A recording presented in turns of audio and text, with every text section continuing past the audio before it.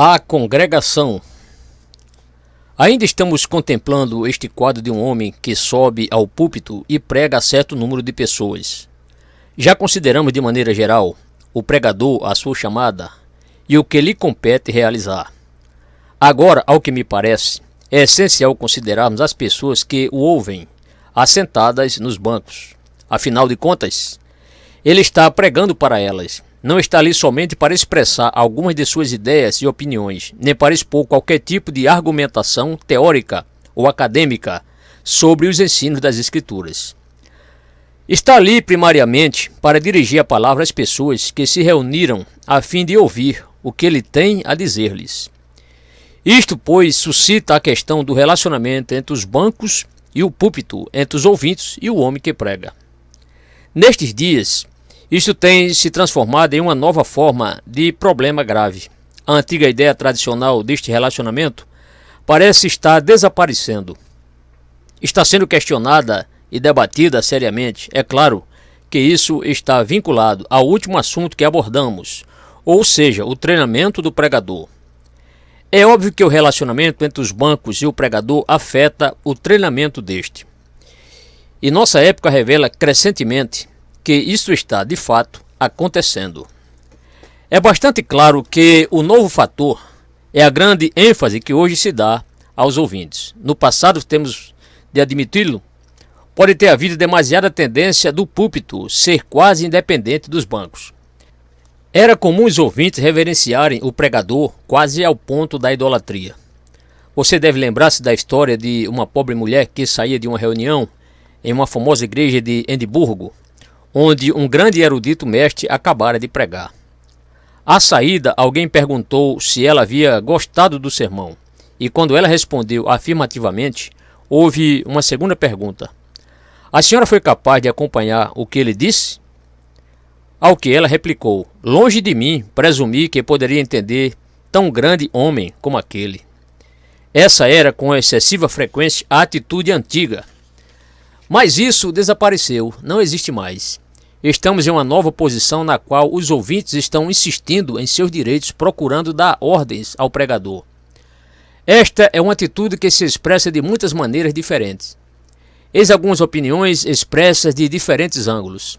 Certo escritor, por exemplo, disse: o mundo está mais carente de bons ouvintes do que de bons pregadores. Isto é uma crítica aos ouvintes. Deve-se observar que esse escritor sente que o grande problema de hoje é a ausência de bons ouvintes e não de boa pregação. Entretanto, qualquer que seja a forma específica que assuma essa crítica, a grande ênfase recai sobre o homem moderno e a situação em que vivemos. Eis algumas declarações feitas pelo teólogo holandês Cuijtert, da Universidade Livre de Amsterdã, o qual tornou-se muito popular na Europa. Ele afirmou: além disso, não é verdadeiramente proveitoso ao crente tentar achar o seu próprio caminho através deste mundo de Deus, nesta época e neste lugar. Essa foi a crítica de Cuijtert contra a teologia tradicional e o tipo tradicional de pregação. Ou, novamente, um grande número de crentes convencidos de que a fé e as obras são inseparáveis, são incapazes de descobrir por si mesmos como focalizar esta unidade nos problemas de nossos próprios dias. Esta é a ênfase atual. Ou, uma vez mais, precisamos conhecer os problemas, o que está em jogo em nosso tempo e lugar. É neste particular, e não em qualquer outro, que a verdade precisa concretizar-se.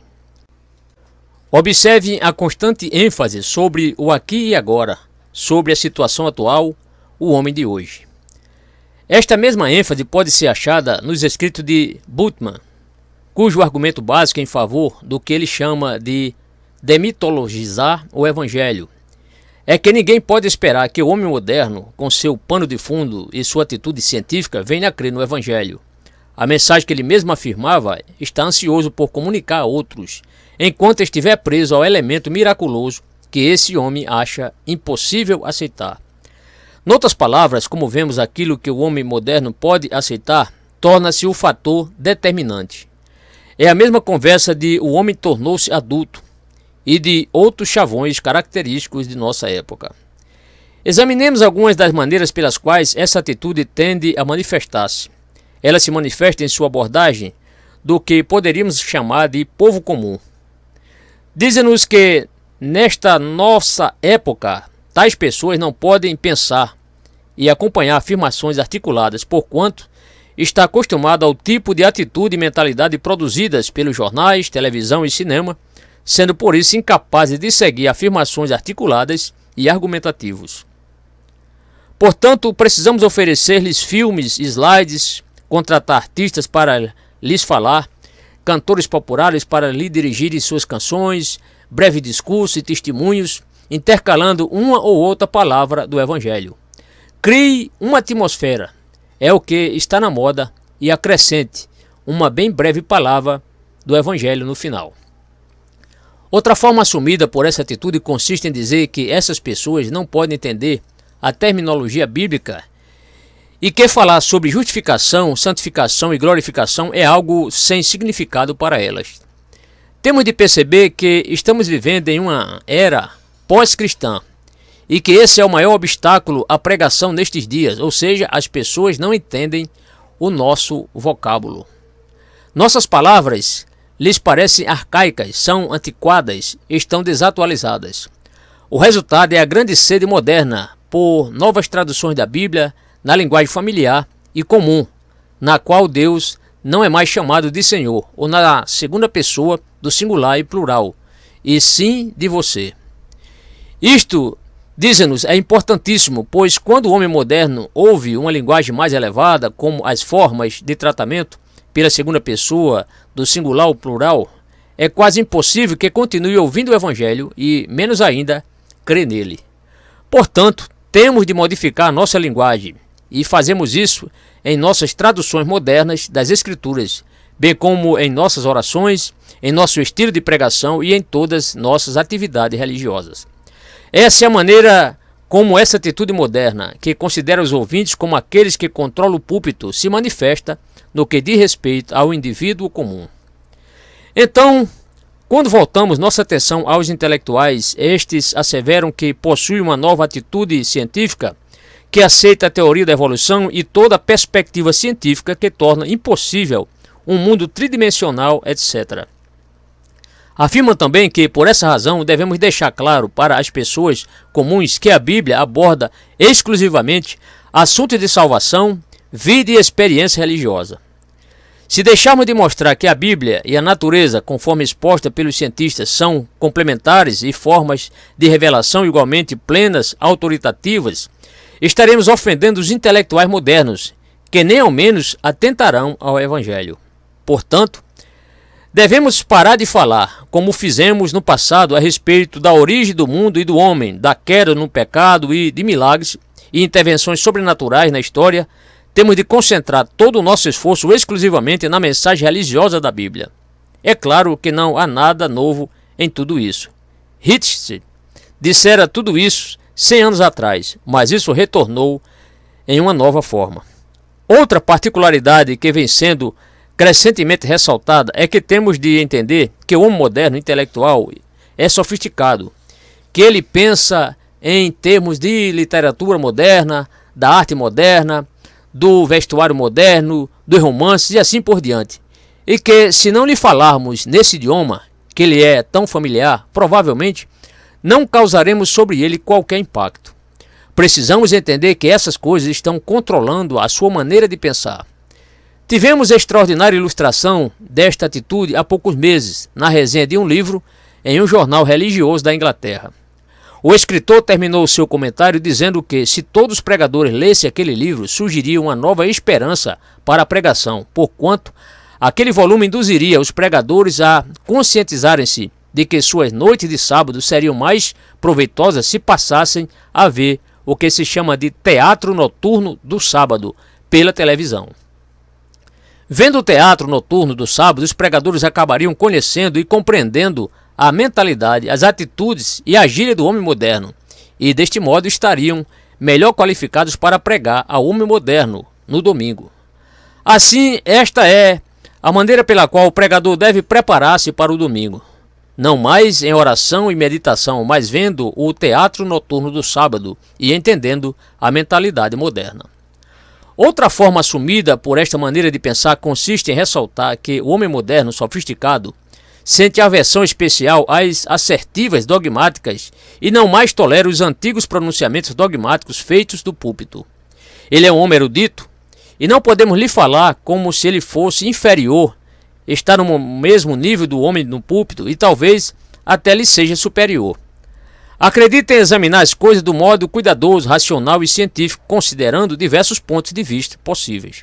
De fato, em uma revista pertencente a uma organização estudantil evangélica, li recentemente um apelo no sentido de que, na atualidade, o púlpito deveria apenas apresentar breves porções da Bíblia, preferivelmente das novas traduções, fazer alguns comentários esparsos e convidar as pessoas a fazerem perguntas na forma de um debate.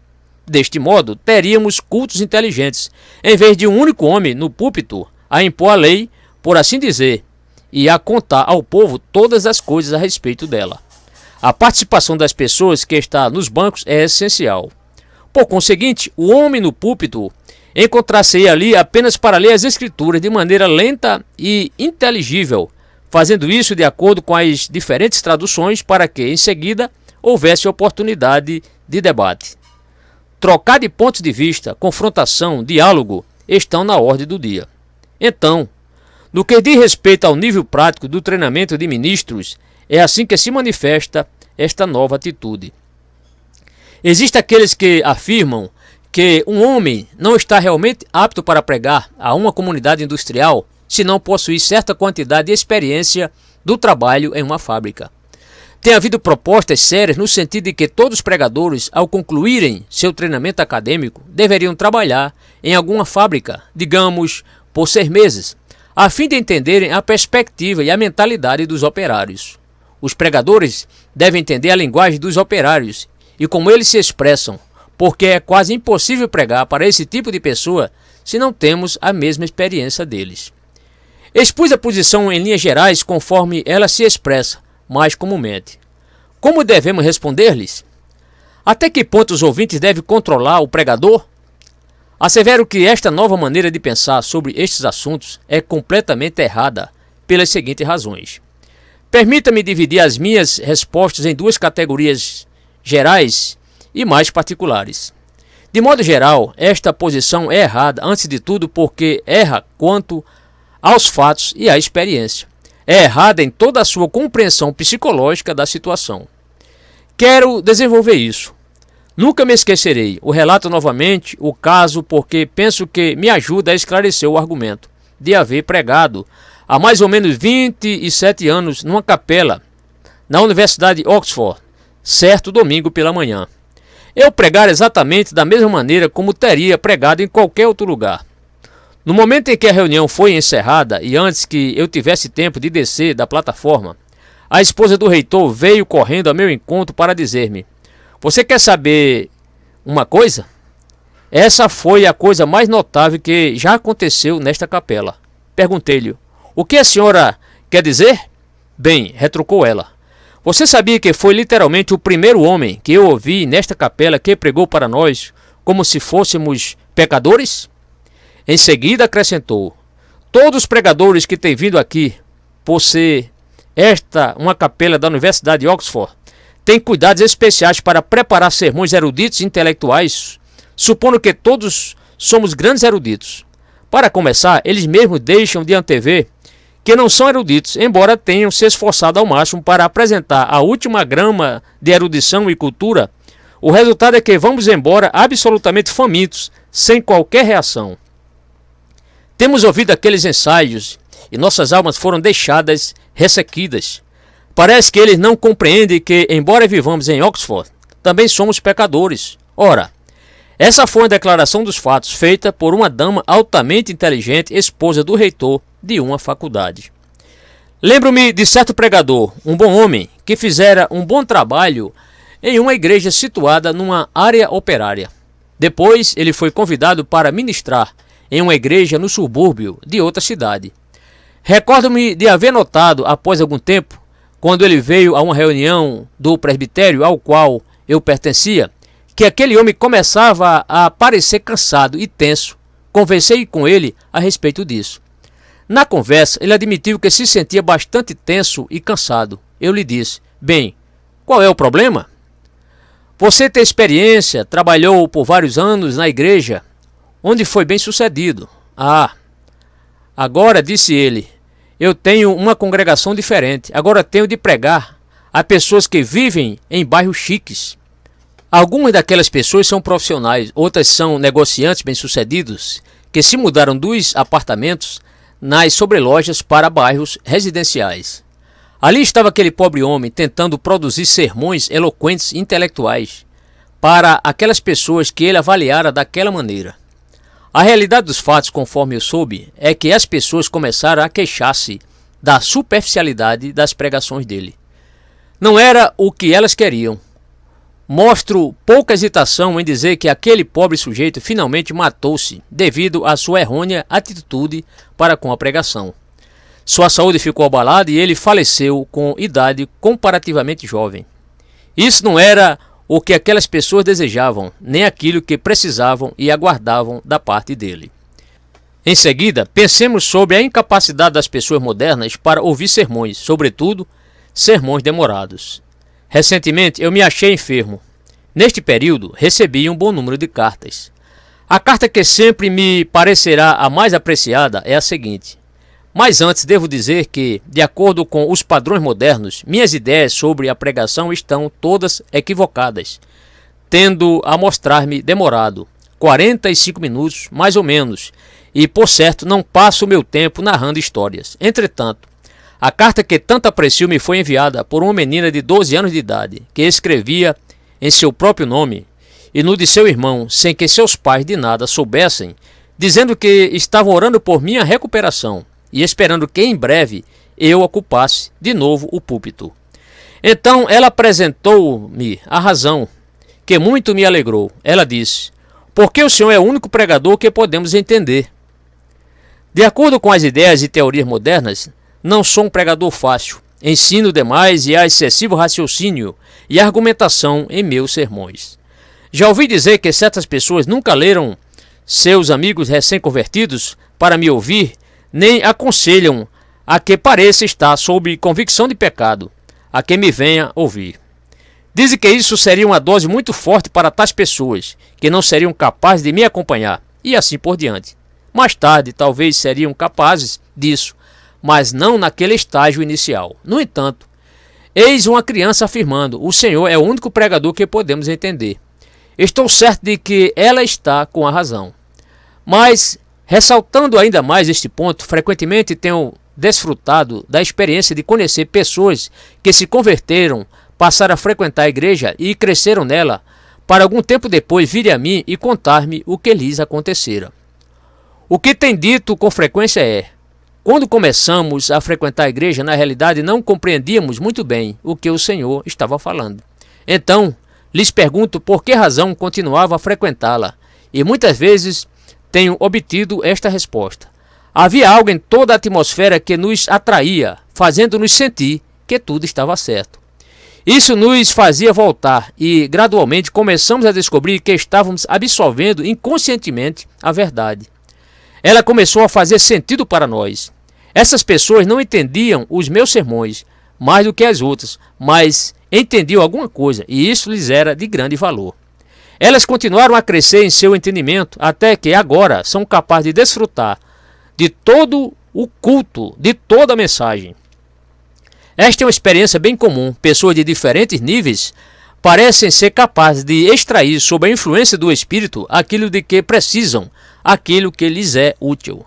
Esta é a razão por que se pode pregar para uma congregação mista de entendimento, conhecimento e cultura diversos, em que todos podem obter da pregação algum benefício. Além disso, esta ideia moderna é completamente refutada pela tradição dos séculos. Não somos as primeiras e as únicas pessoas a viverem neste mundo. Tendemos a falar como se assim fosse, ou como se fôssemos uma raça especial e peculiar.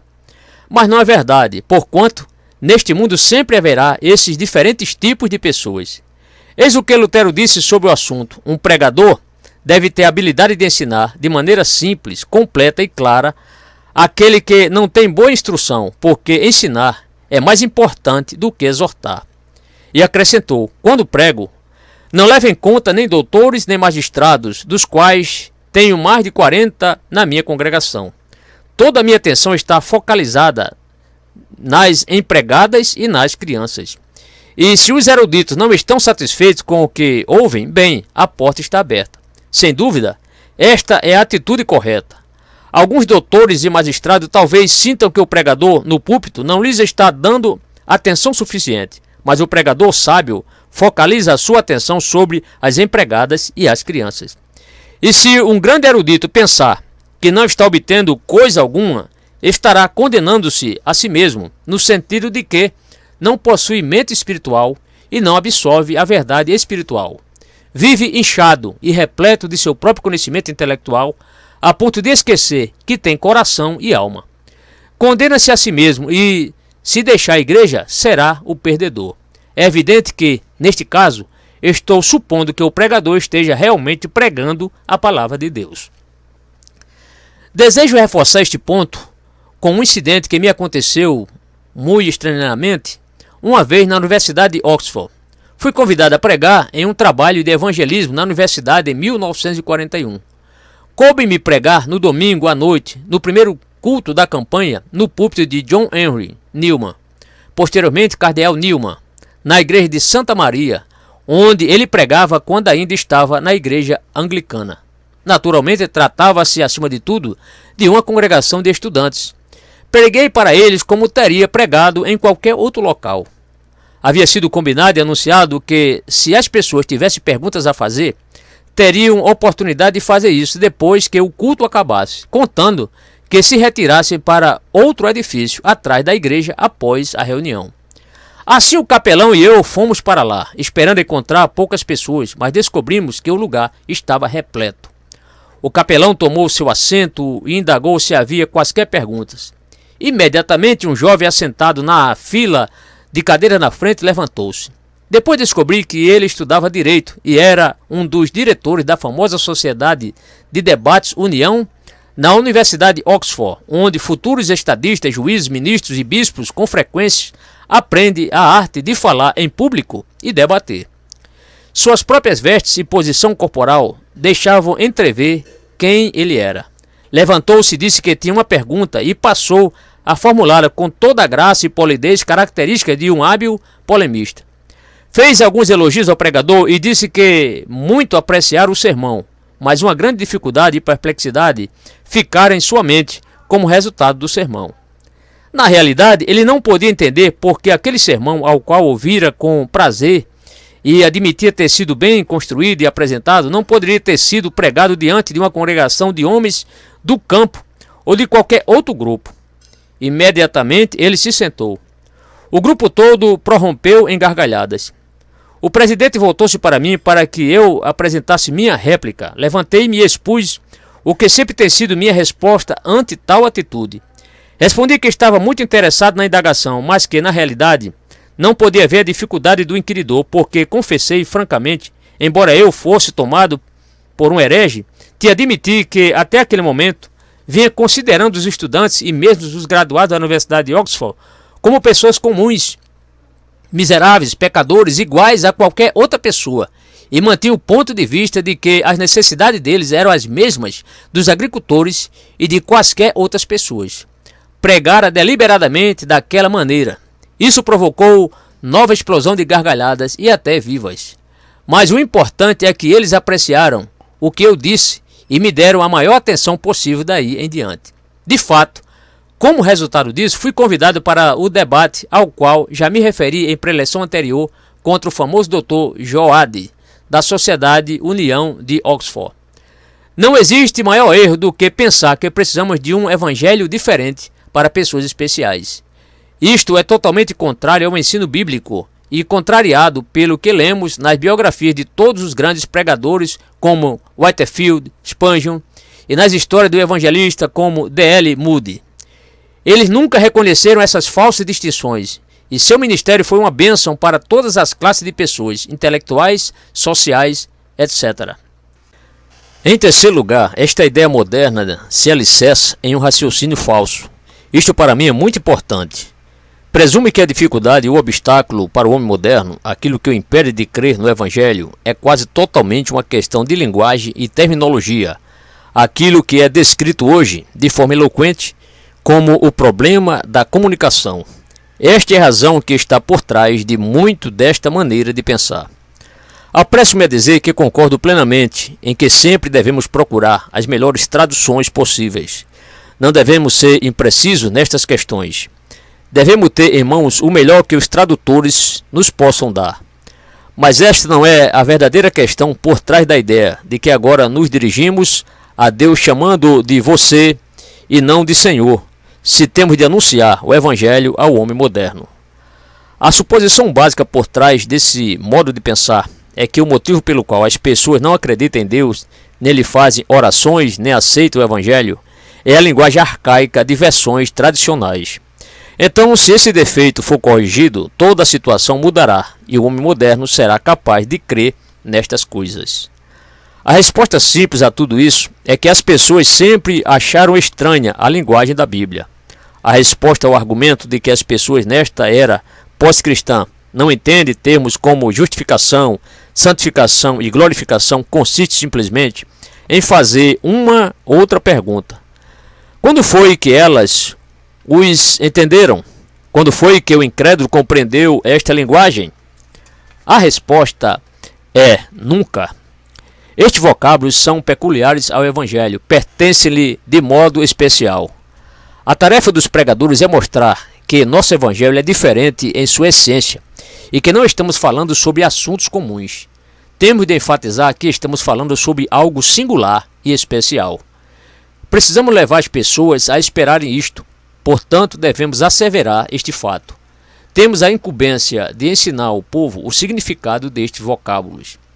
Não são as pessoas que decidem e determinam o que e como deve ser pregado. Somos nós que possuímos a revelação, a mensagem, e precisamos torná-la compreendida. Foi com base nesse grande princípio que trabalharam os grandes reformadores protestantes. Por esse motivo, eles produziram suas novas traduções. Eles queriam, conforme expuseram a questão, que a mensagem fosse compreendida pelo povo. Existe toda a diferença no mundo entre o fato de um homem não entender latim e o de não compreender os vocábulos vinculados à salvação, como a palavra justificação. Sempre é correto que a Bíblia e a pregação existam na linguagem dos ouvintes, mas isto não soluciona o problema de compreender a terminologia especial da salvação. Ora, esta é a tarefa da pregação. Não podemos esperar que as pessoas entendam estes termos. A finalidade da pregação é dar-lhes este entendimento. Ora, o homem natural não aceita as coisas do Espírito de Deus porque eles são loucura, e não pode entendê-las porque elas se discernem espiritualmente. 1 Coríntios 2, verso 14. É proveitoso atentarmos às palavras do professor J.H.S. Burleigh em suas preleções Crowell sobre a filosofia de Agostinho e, mormente, a obra de Agostinho, A Cidade de Deus. Citando Agostinho, ele afirma: se Moisés estivesse vivo, eu o agarraria e lhe rogaria que desvendasse estas coisas para mim. Ofereceria meus ouvidos ao som que se derramasse de sua boca. Porém, se ele falasse em hebraico, as suas palavras feririam em vão meus órgãos de audição. Jamais chegariam à minha mente. Ainda que falasse em latim, as suas palavras chegariam ao meu entendimento? O professor Burleigh continuou dizendo: no De Magistro, Agostinho analisou o complexo processo de comunicação da verdade de uma mente para outra. Além do processo físico de falar e de ouvir, é mister que o processo espiritual esteja em operação. As palavras quer faladas, quer escritas, são auxílios mecânicos indispensáveis para que haja entendimento, mas não são a causa do entendimento. São símbolos que indicam a verdade, que é aprendida apenas porque a mente possui seu próprio mestre interior, identificado com Cristo, o qual é a própria verdade e que fala ao ouvido interior. Muitos daqueles que alegam concordar com isso na teoria parecem esquecê-lo completamente na prática. Consideremos agora aquele outro argumento falso, o de que precisamos saber a condição exata das pessoas antes de pregarmos verdadeiramente para elas, e de que, por essa razão, o pregador deveria primeiro trabalhar por 6 meses em uma fábrica, a fim de pregar com eficácia a operários. Para mim, Este é o argumento mais monstruoso e falaz de todos, porquanto, se for verdadeiro e levado à sua conclusão lógica, o treinamento do pregador jamais acabará. Além disso, se alguém quiser pregar aos alcoólatras, terá primeiro de passar 6 meses nos bares, etc., e gastar seu tempo experimentando todas as profissões e atividades, passando 6 meses em cada uma delas. Então, e somente então, estará pronto para pregar às pessoas. Toda esta ideia, afirmo, é ridícula, pois se conseguirmos este argumento e suposição, jamais poderemos pregar a congregações mistas. Deveríamos ter um culto para e uma congregação de não intelectuais, depois outro culto especial para os intelectuais e ainda outro culto para os intermediários. Além disso, deveríamos ter cultos especiais para as diferentes idades, cultos para os operários, culto para os profissionais liberais e assim indefinidamente. O resultado seria que dividiríamos as nossas igrejas em congregações minúsculas, nunca teríamos um ato público e comum de adoração, e um sermão jamais seria pregado. Você teria de dividir-se para atender esses cultos e o seu trabalho seria interminável. De qualquer maneira, isso destruiria totalmente aquele grande princípio fundamental do Novo Testamento, o princípio de que somos todos um. Não pode haver grego nem judeu, circuncisão nem incircuncisão, bárbaro, cita, escravo, livre. E acrescento que não pode haver intelectual ou não intelectual, ou operário ou profissional liberal, ou qualquer outro tipo de pessoa. Somos todos iguais no pecado, no fracasso, no desespero, na necessidade que todos temos do Senhor Jesus Cristo e de sua grande salvação. Permita-me apresentar o assunto nestes termos. Passei a primeira parte de minha vida adulta como médico e frequentemente me interessei pela diferença entre o trabalho de um médico e o de um pregador. De fato, há várias semelhanças, mas também há uma diferença essencial que se destaca desta maneira. Como o médico trata com seus pacientes? Bem, a primeira coisa que ele faz é pedir ao paciente que relate seus sintomas e dificuldades, suas dores e indisposições, onde o problema o inquieta, há quanto tempo se manifestam, como começou, se tem ocorrido alterações, etc. Toda esta descrição precisa ser feita em minúcias. O médico toma conhecimento exato da história do paciente e, em seguida, pergunta-lhe sobre a sua vida anterior desde a infância. Tendo feito isso, passa a questioná-lo a respeito da história da família, uma vez que isso pode trazer considerável luz àquela enfermidade particular.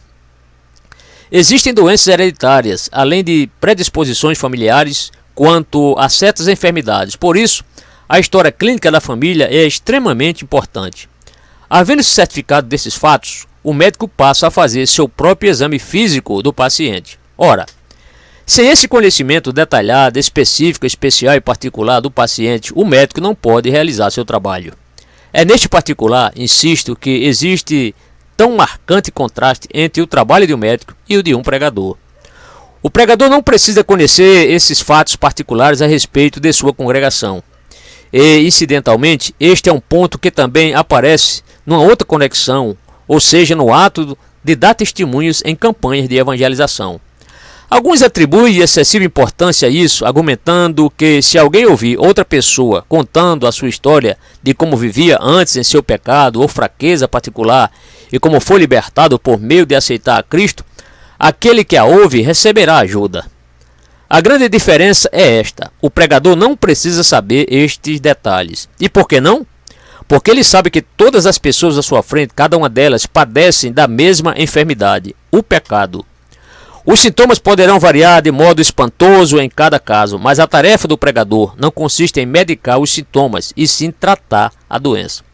O pregador, por conseguinte, não deveria mostrar-se sobremodo interessado pelas formas particulares que o pecado assume. Este mesmo ponto surge com igual importância quando o pregador entrevista pessoas em seu gabinete no fim do culto. Algumas pessoas virão. Ele, por sua vez, descobrirá que, quase invariavelmente, elas desejam falar a respeito de um pecado específico. Elas, ou pelo menos algumas delas, parecem ter o sentimento de que, se pudessem libertar-se deste único problema, tudo ficaria bem. Mas é neste particular que o pregador tem de ser firme e corrigi-las. Precisamos mostrar-lhes que, embora se livre daquele pecado específico, ainda continua em grande necessidade como antes, e que a salvação não consiste somente em nos livrarmos de problemas particulares, e sim de colocar o homem inteiro no relacionamento correto com Deus. Portanto, o pregador não precisa saber destes fatos detalhados e particulares sobre as pessoas, pois sabe que existe esta necessidade geral e comum. É vital a pregação que todos os ouvintes sejam reduzidos a este denominador comum. O pregador tem de mostrar ao fariseu autossatisfeito que a sua necessidade é terrivelmente urgente, que ela é tão grande quanto a do publicano, ou talvez até maior. Precisa mostrar ao intelectual que se orgulha de seu conhecimento e de sua compreensão que ele é culpado de orgulho intelectual, que é um dos piores dentre dos pecados, pior do que muitos dos pecados da carne. O pregador tem de expor este orgulho do homem que confia em si mesmo, em sua erudição e conhecimento. Precisa humilhar, por meio de sua mensagem, aquele indivíduo que o escuta mais como um inspetor e juiz do que como um pecador. É necessário convencê-lo de pecado. É mister que seja levado a reconhecer sua terrível necessidade.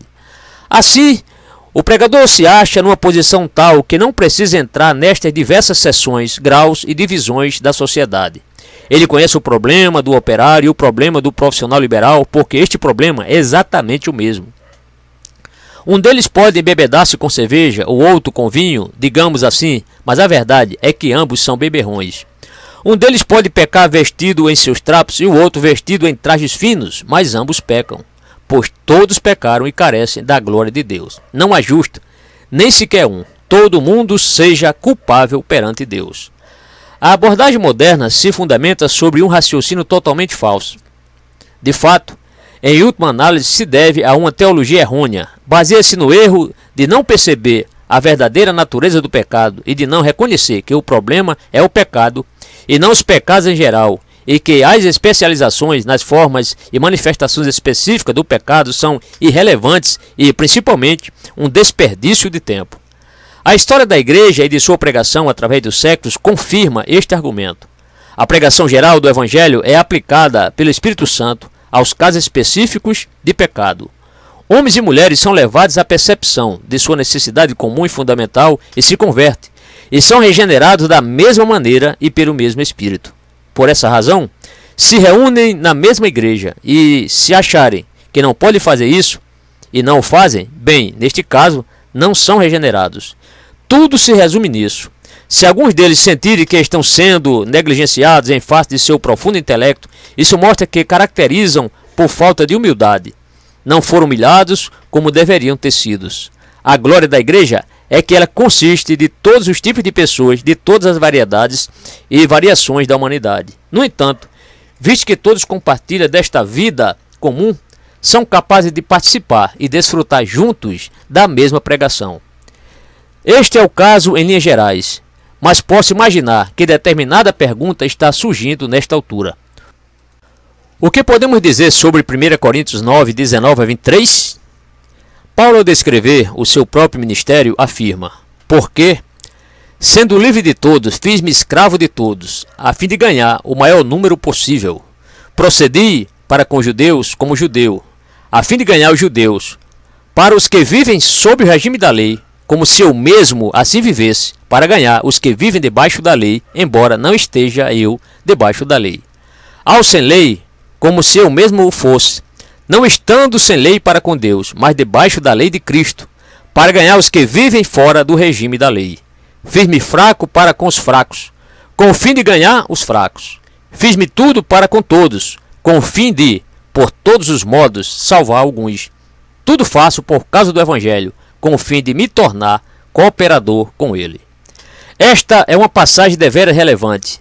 Vista de modo superficial, poderia justificar muito da argumentação de nossos dias no sentido de que os ouvintes deveriam realmente controlar o púlpito. À primeira vista, parece que o apóstolo está dizendo aquilo que as suas atitudes eram determinadas pelas pessoas a quem ele falava. Como lidamos com isso? Não há dúvida de que nesta mensagem o apóstolo abordava principalmente a sua conduta e comportamento geral e não a sua pregação propriamente dita. Acredito, porém, que, ao mesmo tempo, ele falava sobre o método ou o modo como apresentava a verdade. Certamente podemos chegar a determinadas conclusões. Este apóstolo, dentre todos os apóstolos, mas isto também era verdade no que concerne a todos os outros, não pretendia evidentemente dizer que o conteúdo de sua mensagem variava de acordo com os ouvintes. Nesta passagem, ele se preocupava apenas com a forma de apresentação. Porém, quando abordamos este assunto da apresentação, que é a nossa preocupação no momento, em que consiste o ensino? É óbvio que temos aqui o ensino claro de que, na qualidade de pregadores, devemos ser flexíveis. Não podemos ser tradicionalistas nem legalistas. Há algumas pessoas que parecem se deleitar com o uso de frases arcaicas, e se não as utiliza, tais pessoas duvidam que você esteja pregando verdadeiramente o Evangelho. São escravas de certas frases. Tenho observado alguns jovens que, depois de desenvolver um novo interesse, digamos, pelos puritanos, começam a falar e a escrever como se vivesse no século XVII. Isso é totalmente ridículo. Usam frases que eram comuns naquela época e chegam a tentar assumir o tipo de postura e aparência que imagino caracterizava os puritanos, mas não caracteriza mais os crentes contemporâneos, e tais jovens assumem certo estilo de comportamento. Tudo isto é completamente errado. Não devemos nos interessar pelo que é incidental, pelos aspectos temporários ou passageiros do cristianismo. Devemos nos interessar pelos princípios e coisas que são permanentes. Sem dúvida, isso era o que o apóstolo estava dizendo. Ele teve de lutar intensamente por causa deste assunto. No capítulo anterior da epístola, Paulo abordara a questão referente à carne sacrificada aos ídolos. Também falara sobre este problema em Romanos 14. As pessoas estavam presas a tradições da época em que ainda não eram convertidas e genuinamente perturbadas por esses assuntos. Os crentes judeus estavam perturbados, bem como o estavam alguns crentes gentios, a respeito de carnes que haviam sido oferecidas aos ídolos e algumas outras questões. O apóstolo assevera reiteradamente que, embora devamos nos prender ao que é essencial, devemos também ser flexíveis no tocante às coisas não essenciais. Ele qualifica isso por estar preocupado com o irmão mais fraco. Não devemos pisotear a consciência fraca desse irmão. Pelo contrário, devemos procurar ajudá-lo e cessar de praticar coisas legítimas por si mesmas, se ofendem a nosso irmão. Por isso, disse Paulo, se a comida serve de escândalo a meu irmão, nunca mais comerei carne, para que não venha a escandalizá-lo. Consciência, digo, não a tua propriamente, mas a do outro, e assim por diante. No entanto, o que ele ensina de modo bem claro e franco é que não podemos permitir que preconceitos se interponham entre as pessoas e a nossa mensagem. Não podemos deixar que os nossos pontos fracos nos dominem. Precisamos nos esforçar ao máximo para ajudar aquelas pessoas para quem pregamos, a fim de que venham ao conhecimento da verdade. Assim, não devemos, ao pregar a gentios, insistir sobre certas coisas a respeito das quais os judeus continuam insistindo, pois insistiam de maneira errada. Lembremos também como Paulo teve de resistir a Pedro face a face em Antioquia, exatamente por esse motivo. Pedro ficara confuso acerca disso tudo e Paulo foi forçado a corrigi-lo publicamente. Ele falou a respeito disso em Gálatas 2. Tratava-se do princípio essencial que Paulo abordou nesta passagem de 1 Coríntios. Deixe-me fazer um resumo em termos modernos, asseverando que sempre devemos ser contemporâneos. Nosso objetivo é cuidar das pessoas vivas que estão à nossa frente e nos ouvem. Não me convém subir ao púlpito tendo em mente a figura de um pregador ideal, como, por exemplo, a figura de um pregador puritano de 300 ou 100 anos atrás, agindo como se ainda estivéssemos naquela época. Agir deste modo significa prejudicar os ouvintes. Será uma ofensa a uma congregação moderna, dificultará a atenção dos ouvintes e nada disso é parte essencial da mensagem. Posso e devo aprender dos pregadores do passado, mas não tenho de ser o imitador deles. Sou auxiliado pelo conhecimento que tinham da verdade e pelas exposições deles. No que diz respeito às coisas meramente incidentais à pregação deles, às coisas passageiras e temporárias, meros costumes e usos da época deles, não me devo agarrar a elas, tornando-as quase tão essenciais quanto a própria verdade. Isto não é apegar-se à verdade, isto é tradicionalismo.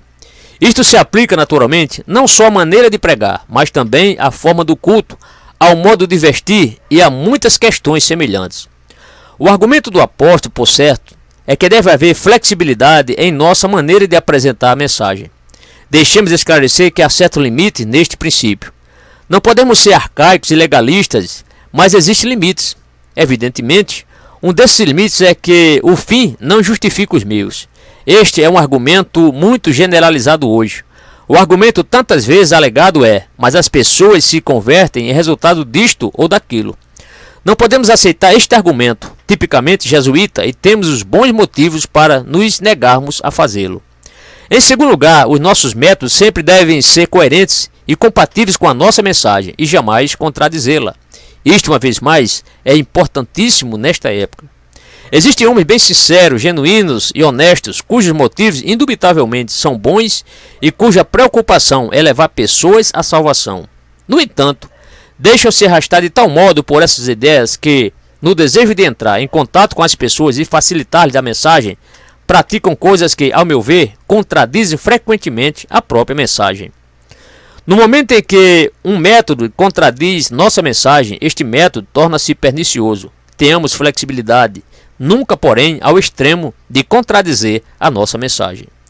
Isto é verdadeiro não somente no que concerne aos princípios bíblicos, mas também a uma realidade comprovada na prática. O que sempre me deixa perplexo quanto a essas pessoas que se preocupam tanto com os métodos modernos é a sua ignorância psicológica. Parecem desconhecer a natureza humana. O fato é que o mundo espera que sejamos diferentes. E essa ideia de que podemos conquistar o mundo demonstrando que, afinal de contas, somos muito parecidos com ele, quase sem qualquer diferença ou mesmo com pouca diferença, é uma noção basicamente equivocada, não somente do ponto de vista teológico, mas até do ponto de vista psicológico. Deixe-me ilustrar o que estou dizendo com um exemplo bem conhecido. Terminada a Primeira Guerra Mundial, houve na Inglaterra um famoso clérigo que se tornou conhecido como Waldibnus Willie. Por que ele era chamado de Waldibnus Willie? A explicação é que ele fora capelão do exército e que tivera grande sucesso nessa atividade. Ele mesmo atribuía seu êxito, e muitos concordavam com ele nesse particular, ao fato de que confraternizava com os homens das trincheiras de maneira familiar. Fumava juntamente com eles e, em particular, aquela marca barata de cigarros conhecida pelo nome de Wilde, Waldibney, comumente chamado de Waldibnus. Antes de 1914, 5 cigarros dessa marca podiam ser comprados por 1 centavo. Ora, essa marca de cigarros não era do tipo que um oficial geralmente fumaria, embora fosse consumida pelos soldados. Assim, aquele homem, cujo nome era Stuart Kennedy, a fim de deixar os seus homens à vontade e de facilitar o seu trabalho como capelão, fumava os Waldibnus. Disso lhe veio o nome Waldibnus Willie.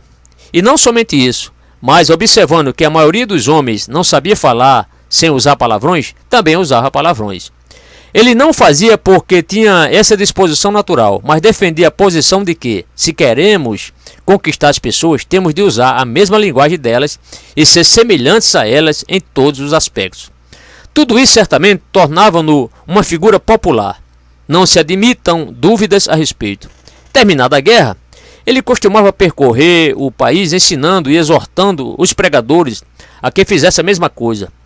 Muitos tentaram e começaram a fazê-lo, mas o veredito da história quanto a isso é que tudo redundou em completo fracasso, por não passar de uma moda ou astúcia efêmera que obteve notoriedade por algum tempo, mas não tardou a desaparecer da mentalidade da igreja. No entanto, teve grande voga. Da perspectiva do Novo Testamento, isto se fundamentava em uma completa falácia. Nosso Senhor atraiu os pecadores porque ele era diferente. Aproximavam-se dele porque sentiam haver nele algo diferente. Aquela pobre mulher pecadora, sobre a qual lemos em Lucas 7, não se aproximou dos fariseus para lavar-lhes os pés com suas lágrimas e enxugá-los com seus cabelos. Não, mas ela pressentiu algo em Nosso Senhor, sua pureza, sua santidade e seu amor, e por essa razão se aproximou dele. Ela foi atraída pela diferença fundamental que havia nele, e o mundo sempre espera que sejamos diferentes.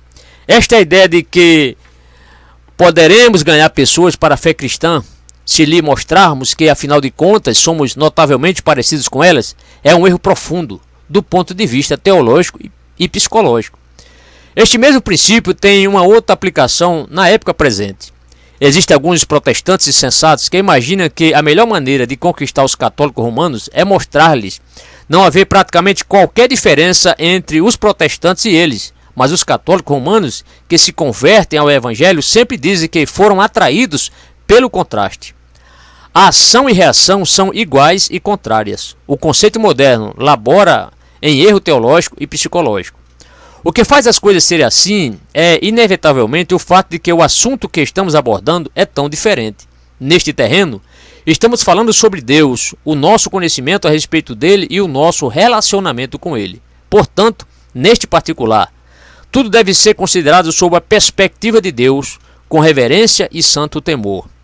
Não decidimos sobre isso, não estamos encarregados nem no controle. Deus é quem segura o leme.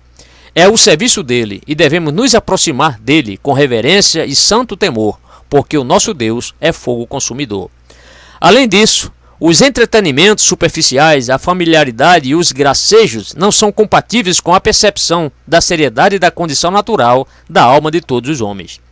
Não são compatíveis também com o fato de que todos, por natureza, estão perdidos e sob o perigo da condenação eterna e que, consequentemente, precisam de salvação. E não somente isso, esses métodos não podem expor a verdade e a nossa tarefa consiste em pregar a verdade. Estes métodos podem afetar psicologicamente as pessoas e, em outros aspectos, levá-las a tomarem decisões. Contudo, o nosso objetivo não é meramente conseguir decisões, e sim levar os homens ao conhecimento da verdade. Jamais devemos dar a impressão de que as pessoas precisam tão somente fazer um pequeno ajuste em sua maneira de pensar, em suas ideias e em sua conduta. Isso milita contra a nossa mensagem. Nossa mensagem estipula que todo homem deve nascer de novo e que, embora lhe aconteçam muitas coisas boas, se ficarem aquém do nascer de novo, não terão qualquer valor do ponto de vista do seu relacionamento com Deus. O ensino do Novo Testamento é que o incrédulo é plenamente errado. Não são apenas as suas ideias sobre a arte ou o teatro que são erradas. Tudo o que se refere a ele é errado. Seus pontos de vista pessoais são errados porque toda a sua perspectiva está distorcida e ele mesmo vive no erro. A regra determina: buscai, em primeiro lugar, o reino de Deus e a sua justiça, e todas estas outras coisas vos serão acrescentadas. Se pusermos a ênfase nestas outras coisas, e não em buscar em primeiro lugar o reino de Deus, estaremos condenados ao fracasso e menosprezaremos a mensagem que nos foi confiada.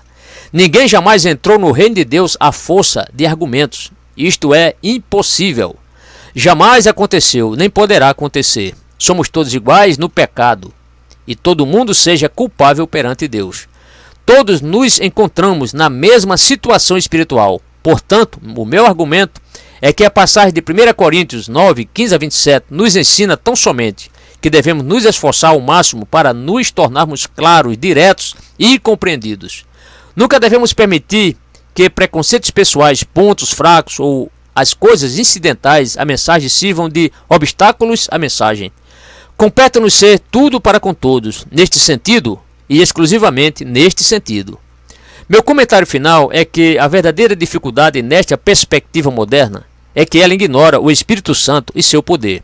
Conforme pensamos, tornamos-nos tão peritos na compreensão de assuntos psicológicos e na capacidade de dividir as pessoas em grupos psicológicos, culturais, nacionais, etc., que concluímos como resultado disso: aquilo que é certo para uma pessoa não é certo para outra. Assim, eventualmente, acabamos tornando-nos culpados de negar o Evangelho, onde não pode haver grego nem judeu, circuncisão, bárbaro, cita, escravo, livre, porém Cristo é tudo e em todos.